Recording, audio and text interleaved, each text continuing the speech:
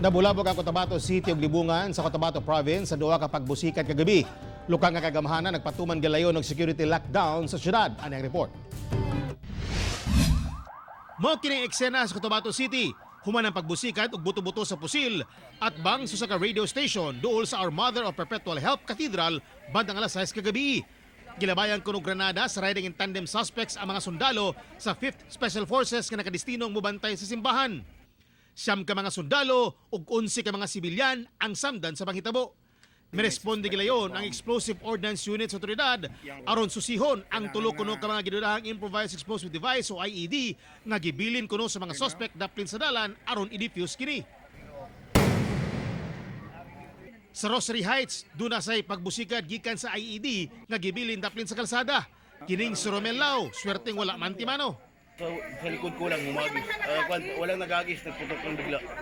Sa susamang oras kagabi, doon na usab pagbusikad sa usa ka tulay sa Libungan, Cotabato Province. Sa pagsuta sa otoridad, usa ka 60mm mortar ang gigamit. Uno ang samdan, 15 daling gidala sa ospital.